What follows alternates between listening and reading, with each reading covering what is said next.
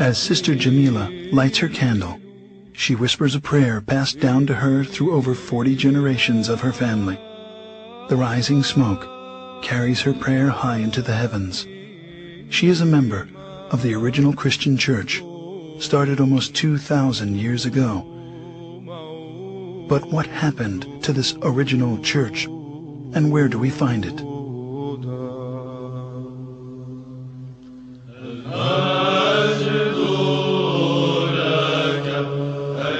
At that time, those believers in Jesus Christ joined together with the apostles, establishing the first organized church community in the city of Antioch.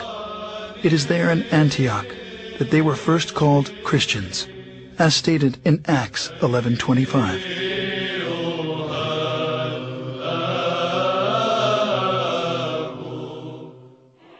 Scholars estimate there are over 2,600 groups today who lay claim to being the church, or at least the direct descendant of the church described in the New Testament. As Christianity has inarguably played a considerable role in our history, it is important to understand the factors which have led to its current divided state.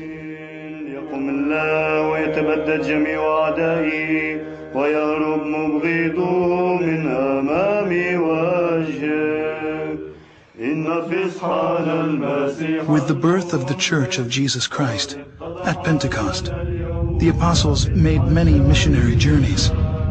Over time, 5 patriarchates were established in Antioch, Jerusalem, Rome, Alexandria, and Constantinople.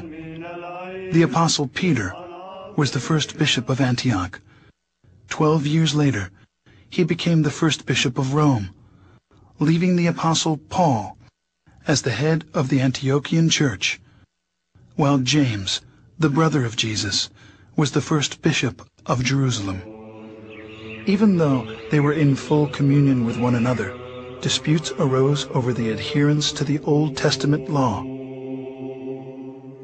James gave the solution to settle all doctrinal and moral issues through ecumenical councils, and the church flourished for 1,054 years. The first council was known as the Council of Jerusalem, as documented in Acts 15. In the history of the Christian Church, we find scores of such councils, establishing its canon laws, which the Orthodox regard as the faith of the apostles, faith of the fathers, faith of the Orthodox, the faith which has established the universe. Heresies, disputes, numerous wars, and much persecution constantly challenged the early fathers of Orthodox Christians.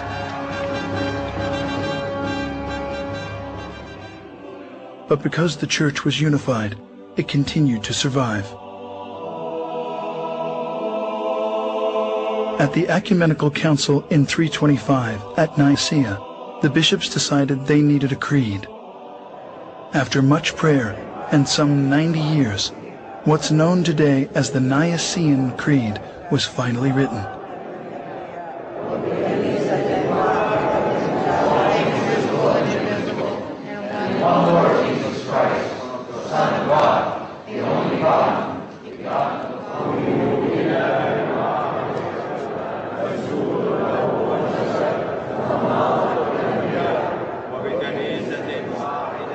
Between the years 325 and 787, 7 meetings were held to establish the laws of the Church.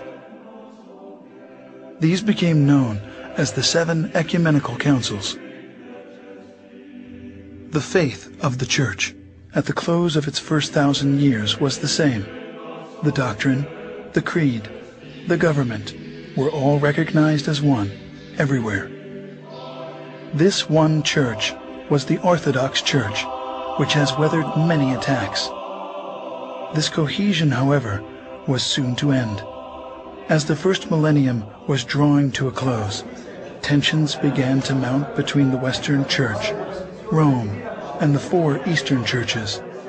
The bishops of Rome began to claim authority over the other 4 churches, on the claim that the Roman Patriarch was the only true successor of Peter. two giant issues emerged.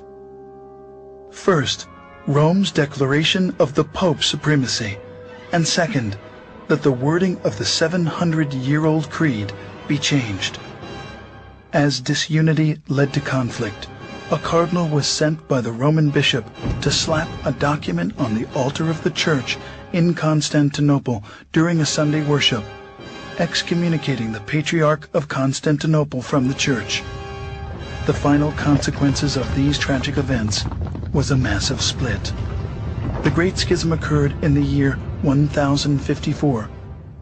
Pursuing his claim of universal headship of the Church, the Patriarch of Rome broke from the other four churches, creating the Roman Catholic Church, independent of the other.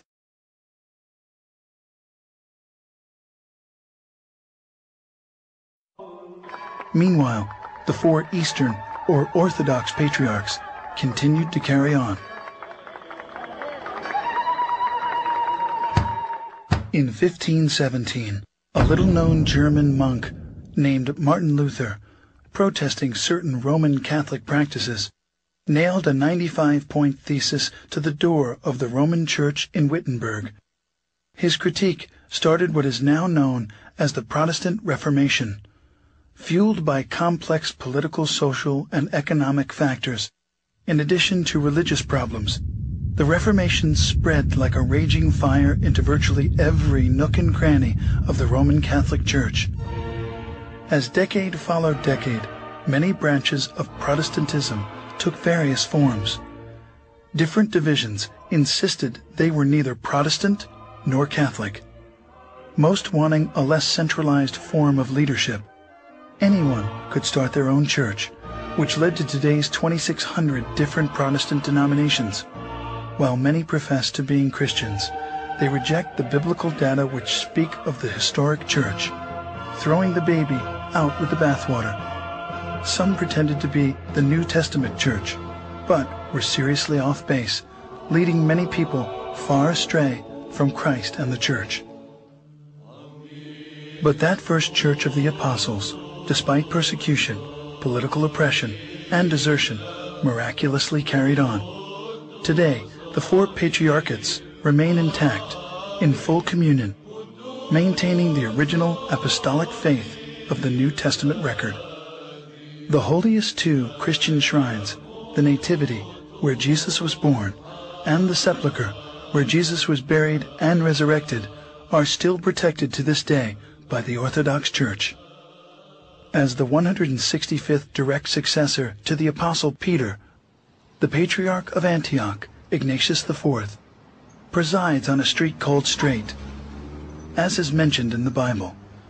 Patriarch Ignatius IV took his name after the great martyr Ignatius I, who was the third to preside on the throne of Antioch from 67 to 107 AD.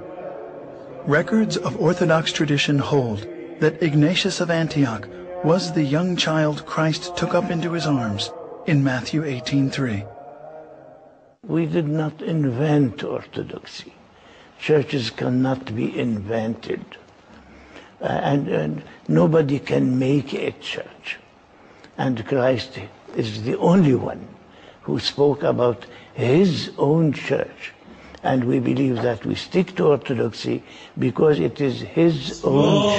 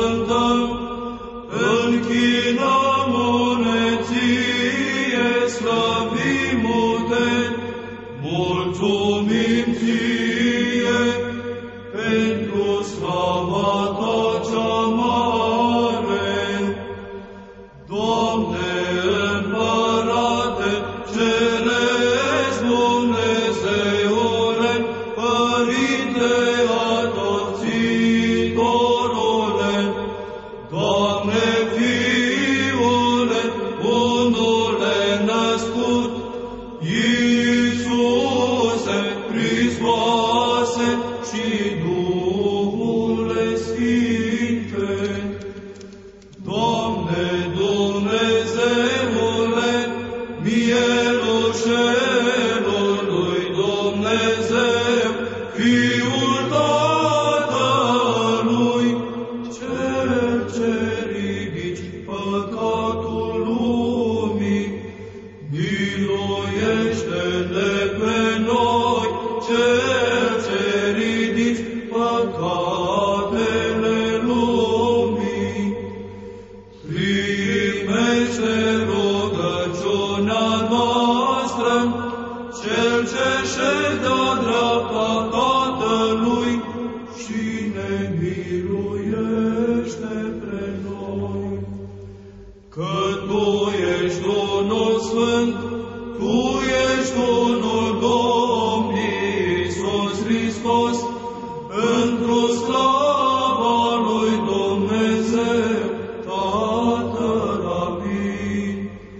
În toate zilele bine Te voi cuvânta și voi lăuda numele Tău în veac și în veacul veacului.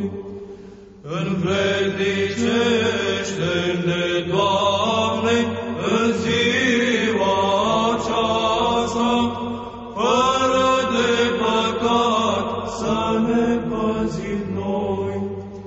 Bine ești cuvântat, Doamne Dumnezeul părinților noștri, și lăudat și preaslăvit este numele Tău în veci. Amin. Fie, Doamne, mila Ta spre noi, precum am nădăjduit întru Tine. Bine ești cuvântat, Doamne, învață-mă în dreptările Tale. Bine ești cuvântat, Doamne, învață-mă în dreptările Tale. Bine ești cuvântat, Doamne, învață-mă în dreptările Tale. Doamne, scăpare Te-ai făcut nouă în neam și în neam. Eu am zis, Doamne, miluiește-mă, vindecă sufletul meu, că am greșit Ție. Doamne, către Tine am scăpat, învață-mă să fac voia Ta, că Tu ești Dumnezeul meu.